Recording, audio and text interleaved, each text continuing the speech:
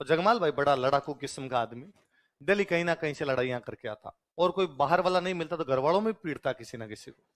एक बार तो इसने मल्लीनाथ जी के भाई मतलब अपने अंकल को ही पीट दिया था इसने, तो मल्लीनाथ जी भी बड़े परेशान रहा करते। एक बार ऐसे मेवानगर के पास में कोई एक गांव था, गणगौर के आसपास का समय था, गणगौर त्योहार आता है, तो गणगौर होली के बाद में पूछना शुरू कर देते हैं अपने, है ना।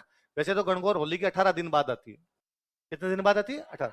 पर होली के बाद में गणगौर की पूजा शुरू हो जाती है। तो लड़कियां कुएं पे गणगौर पूजने के लिए गई हुई थी। उन दिनों गुजरात में एक राजा हुआ करता, उसका नाम था महमूद बेग। क्या नाम था? महमूद बेग का सेनापति उधर से होके जा रहा था, उसने देखा कि लड़कियां कुएं पे अकेली खड़ी, वो लड़कियों को उठा के ले गया। अच्छा, जनता की रक्षा करने की जिम्मेदारी किसकी? राजा की। राजा कौन है? मल्लीनाथ जी। तो जनता भाग्य किसके पास है? मल्लीनाथ जी। राजा हमारी कन्याओं को उठा के लेके आप हमसे टैक्स लेते हो, बहन बेटियां नहीं बच रही हमारी तो। मल्लीनाथ जी गुस्सा है, मल्लीनाथ जी ने कहा सेना तैयार करो, अपने गुजरात पर आक्रमण करेंगे और बच्चियों को छुड़ा के लाएंगे। इतने में जगमाल कहीं बाहर से आया। जगमाल ने मल्लीनाथ जी से पूछा कि पिताजी आज इतनी तैयारियां कैसे? और मल्लीनाथ जी ने कहा कि शर्म आनी चाहिए तुझे, इधर उधर पंगे लेता घूमता रहता है, ढंग की जगह तो कहीं जाके लड़ाई करता नहीं, अपने लिए मरने जैसी बात है कि अपनी कन्याओं को, अपनी बहन बेटियों को गुजरात का महमूद बेग का सेनापति उठा के ले गए। जगमाल को बुरा लगा। जगमाल ने कहा पिताजी आप तो रेस्ट कीजिए, चिंता मत कीजिए, अब उन लड़कियों को मैं छुड़ा के लाऊंगा, मेरी बहनें, उनको छुड़ाने की जिम्मेदारी मेरी। मल्लीनाथ जी ने कहा यार तू बीच में किसी से लड़ लुड़ा के वापस आ जाएगा यार। उसने कहा नहीं, पहले इस्तेमाल करो। तो मल्लीनाथ जी ने कहा ठीक है, कौन जाएगा लड़ने के लिए अपनी तरफ से? आज जगमाल ने कहा पता तो लगाओ पहले कहां लेके गए। तो पता चला कि उन लड़कियों को लेके गए अहमदाबाद। कहां लेके गए?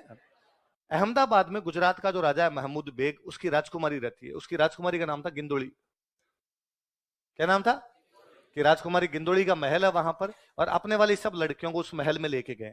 क्यों भाई वहां क्यों लेके गए? कि वहां गिंदोड़ी की नौकरानियां बना दी। गिंदोड़ी कहती है मेरे को मैगी खानी है, तो अपने वाली लड़कियां क्या बना के लाती है? गिंदोड़ी कहती है मेरे शैम्पू कर दो, तो अपने वाली लड़कियां क्या करती है? उसके काम करती है सारे दिन।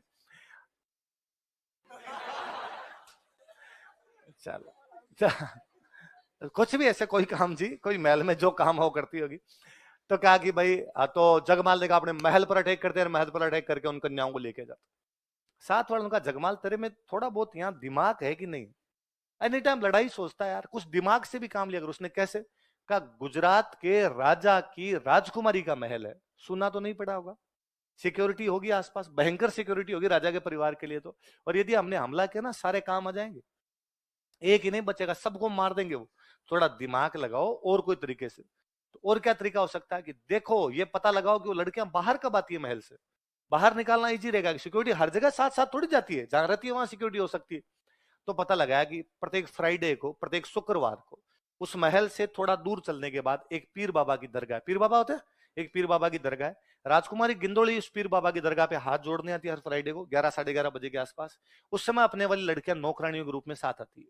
कोई अगरबत्ती लेके आती है, कोई फूल लेके आती है, कोई चादर चढ़ाने के लिए चादर लेके आती है, तो उस राजकुमारी के साथ में आती है। तो कहा ठीक है, अपने वहां से उठाएंगे उनको। अपने राजस्थान में आज दिन तक सबसे अच्छे घोड़े माने गए मालानी के। कहां के घोड़े? आपसे कोई पूछे राजस्थान में सबसे अच्छे घोड़े कहां के हैं? मालानी। और मालानी के घोड़े दूर दूर तक बिकने के लिए जाते, इसलिए अक्सर मालानी के व्यापारी घोड़ों को लेके जाते। जगमाल ने अपने 10-15 अच्छे अच्छे साथी तैयार किए, 15 अच्छे अच्छे घोड़े लिए मालानी के, व्यापारियों का भेष बनाया और जाके दरगाह के पास बैठ गए बृहस्पतिवार को, वेडनेसडे को वहां पे, थर्सडे को वहां पे जाके बैठ गए। कोई आता जाता उनसे पूछे कि भाई कौन हो रहे तुम लोग? तो आप व्यापारी हैं, घोड़े बेचने आए थे, मालानी के घोड़े हैं साहब, मालानी के व्यापारी। क्या रेट है घोड़े की? तो 3,000 वाले घोड़े की रेट बताए 30,000। अगला बंदा कह रहा इतना महंगा कौन लेगा तुमसे? बचा असली माल है, लेना तो लो, रवाना हो जाओ। इतने फिर तो तुम्हारा एक भी घोड़ा नहीं बिकेगा। और वो मन ही मन सोचेगी बेचने किसको। वो वेट करे कि कल शुक्रवार आए 11 बजे, राजकुमारी गिंदोड़ी आए अपनी कन्याएं साथ में, अपने उनको यहां से लेके चले। 11 साढ़े 11 बजे के आसपास गिंदोड़ी आई, अपने वाली लड़कियां साथ में, अगरबत्ती फूल लेके साथ में आई। इधर जगमाल ये बैठे थे, आपस में एक दूसरे को देखा, जानते ही थे अपने गांव के भाइयों बहनों को, कौन नहीं पहचाने। और सबने कहा भाई आ जाओ। लड़कियां दौड़ी दौड़ी आई, सब घोड़ों पे बैठी, वहां से निकल गए। जगमाल ने गिंदोड़ी को बिठा लिया क्योंकि जगमाल समझदार है, जगमाल जानता है कि गुजरात के सेनापति को जैसे ही पीछे पता चलेगा वो पीछा करेंगे, और पीछा करेंगे तो अपने 15 आदमी पीछे से, यदि 1000 लोगों की सेना आ गई तो ही अपने को मार देगी। तो यदि पीछा करते हुए अपने बीच में पकड़ लिए गए तो फिल्मों की तरह डायलॉग देंगे, यदि एक कदम भी आगे बढ़ने की कोशिश की, है ना, तुम्हारी राजकुमारी का गला काट दूंगा, पीछे हटो, हथियार रखो, हथियार रखो। और फिर अपने कह देंगे हमारी लड़कियां लेके जाएंगे, तुम्हारी राजकुमारी को तुम वापस लेके चले जाओ। लेकिन महालानी के घोड़े थे, इतनी द्रुत गति से दौड़ते आए, इतनी तेज गति से दौड़ते आए कि गुजरात की सेना पीछा करती रह गई, ये हाथ ही नहीं है, उससे पहले पहले मेवानगर पहुंच गए। मेवानगर में जनता को जैसे पता चला कन्याएं सकुशल वापस आ गई है, जगमाल वापस लेके आ गए, सामने नारे लगाए 1 2 3 4 जगमाल तेरी, कन्याओं को सबको उनको घर भेजा गया। गिंदोली को एक कैंप के अंदर छोड़ दिया, भाई गिंदोली का बैठो तुम यहाँ पर। इतने में गुजरात का सेनापति आ गया, उन्हें जगमाल का, जगमाल बाकी सब ठीक है, गिंदोली को क्यों लिया यार तुम? तो उन्होंने कहा यार तुम हमारी कन्याओं को उठा के ले गए, और यदि बीच में हम, और तुम तो वैसे नौकरानियां बना के ले गए थे, हम तो वैसा कुछ ही नहीं, हम तो होस्टेज के रूप में लाए थे, बंधक बना के लाए थे। यदि तुम बीच में पकड़ लेते तो हमारा था कि भाई हम गिंदोली को देके और लड़कियों को लेके आ जाएंगे, पर अब जब हम पहुंच गए तो गिंदोली सुरक्षित है और तुम अपनी राजकुमारी को वापस ले जा सकते हो, पर आइंदा से ध्यान रखना, आइंदा से हमारे साथ ऐसा कोई नहीं होना चाहिए।